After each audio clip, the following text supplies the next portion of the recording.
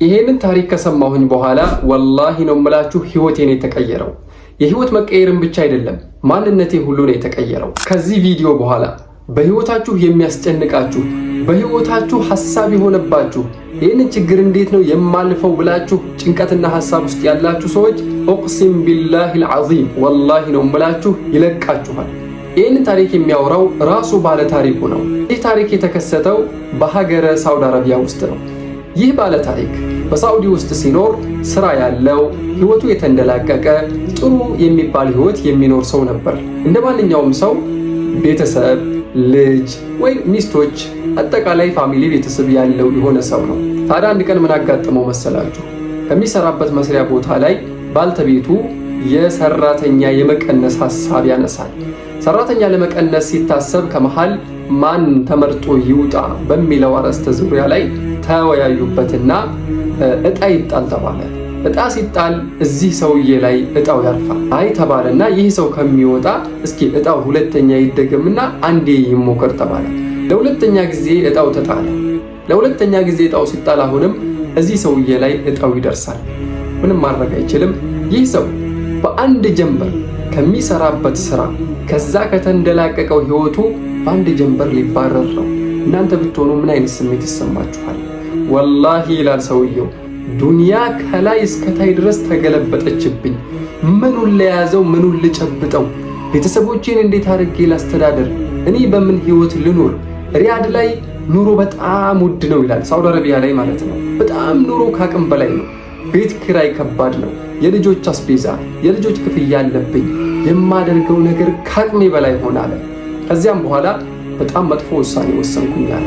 አገሪቱ ላይ መኖር ስለማልችል ሐሳቤን ለሚስቴ አካፈልኳት። ለሚስቴ እንደዚህ አልኳት፣ እዚህ ሀገር ላይ እንደምታየው ስራ አጥነኝ፣ ስራ የለኝም። ከዚህ ሀገር መልቀቅ ይኖርብናል። ለተወሰኑ ጊዜያት ወደ ገጠር እንግባና አባቴ ትቶት የሄደው ቤት አለ፣ እዛ ኦና ቤት እንግባና የተወሰኑ እነዚህን አስቸጋሪ ጊዜዎችን እዛ እናሳልፍ ብያም አከርኳት። እሷም በጥሩ ልቦና ተቀበለችኝ ይላል። እሷም ታዲያ ደግ ሴትና ደግ ጥሩ ሚስት ነበረችውና የችግሩን ጊዜ አልተወችውም። በሐሳቤ ተስማማች ይላል። ሪያድን ትተን ወደ ቃሲም ወደምትባለው ገጠራማ ቦታ ሄድን ይላል። እዚህ ጋር ነበር ታዲያ ተአምሩ የተፈጠረው። ማታ ከመሸ በኋላ ወደ ሆነች መስጊድ የዒሻ ሶላትን ልሰግድ ጎራ አልኩኝ ይላል። ታዲያ ኢማምየው የሆነችን የቁርአን አያ አነበቡ። በሱረቱ ኑህ ከአንቀጽ 10 እስከ 12 ድረስ ያለችውን ፈቁልቱ እስተግፊሩ ረበኩም ኢነሁ ካነ ገፋራ፣ ጌታችሁ አላህን ደጋግማችሁ ምህረትን ለምኑት እሱ በእናንተ ላይ ችሮታውንና እርዚቁን ያፈስባችኋል የሚለውን አያ ኢማምየው ሲያነበው ሰማሁኝ ይላል። ፈወላሂ ይላል ታዲያ ሰውየው ይችን አያ ከዚህ በፊት ሰምቻት እንደማላቁኝ ተገረምኩኝ አለ። ጌታችሁን አላህን ምህረትን ለምኑት፣ እስትግፋርን ለምኑት እሱ በእናንተ ላይ ሲሳይን ይለቅባችኋልና። ተፈከርቱ ቢሃዚህ አያ፣ ይችን አያ ማስተንተን ጀመርኩኝ ይላል። ኡን አላህ ይችን መልእክት ለእኔ ነው እንዴ ላከልኝ? በዚህ ባለሁበት ሁኔታ ላይ ይህንን አያ መስማቴ ለእኔ ትልቅ ኢነርጂ ሆነኝ ይላል። ይችኑ አያ ታዲያ በውስጤ እየበላኋትና እያስተነተንኳት ዒሻ ሶላትን ሰግደን ከመስጊድ ወጣን ይላል። ድጋሜ የፈጅር ሶላት ደረሰ። እንደተለመደው የፈጅር ሶላት አሁንም ለመስገድ ከቤት ወጣሁኝና ወደ ሆነ መስጊድ ሄድኩኝ ይላል።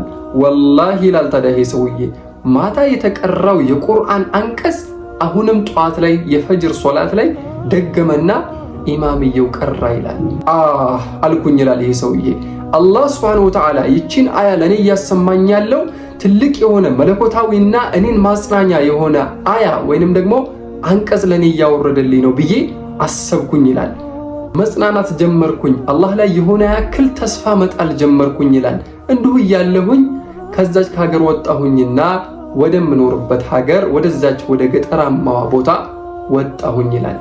እዛች ገጠራማ ቦታ ላይ መግሪብ ሶላትን ልሰግድ ገባሁኝ። ላታምኑ ትችላላችሁ።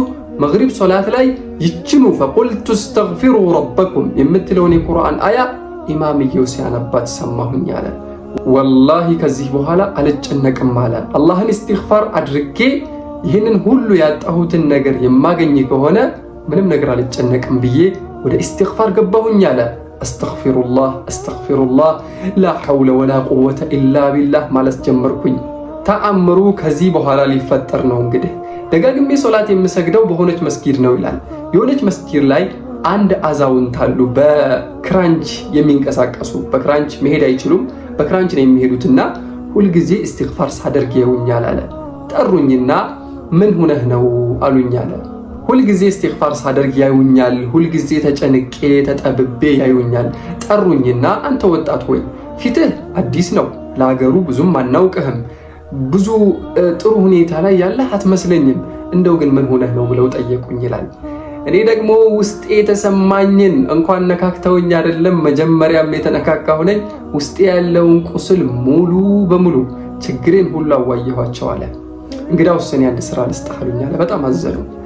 እኔ ሁልጊዜ በዚህ በክራንች ነው የምመላለሰው፣ ዊልቸር ይኖረኛል።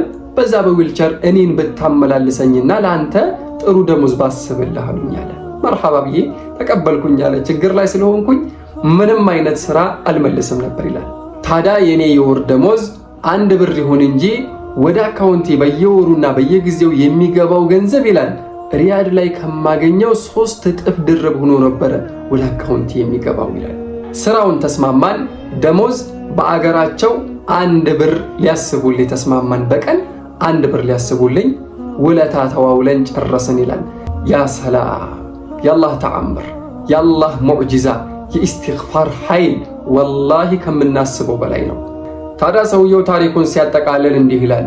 ይህ ሁሉ ሀብትና ይህ ሁሉ ርዝቅ የመጣው በእኔ የሥራ ብልሃትነት ሳይሆን በኢስቲግፋር ኃይል ነው ይላል። ውድ ወንድሞቼና እህቶቼ ታዲያ እናንተም እኛም በሕይወታችሁ ውስጥ የጠበባችሁ የተቸገራችሁበት የትዳር፣ የዓፊያ፣ የሪዝቅ መበሳቆል እንዳጠቃላይ ሁሉ ችግራችን ሊፈታ የሚችለው በእስቲግፋርና በእስቲግፋር ብቻ ነው። ወላሂ ለአዚም ይህ ከዚህ የበለጠ ሊያስተምረን የሚችል ታሪክ ምንም ነገር የለም። ታሪኩ ታዲያ ለእናንተም ትምህርት እንደሆናችሁ ተስፋ አደርጋለሁኝ። በሚቀጥሉት ፕሮግራሞች ደግሞ ድንቅና አስተማሪ የሚባሉ የሆኑ ቪዲዮዎችን ይዤ እመጣለሁኝ። ላይክ፣ ሼር፣ ሰብስክራይብ እያደረጋችሁ ለወዳጅ ዘመዶቻችሁ ቪዲዮውን ሼር ማድረግ እንዳትረሱ። አሰላሙ አለይኩም ወራህመቱላሂ ወበረካቱሁ።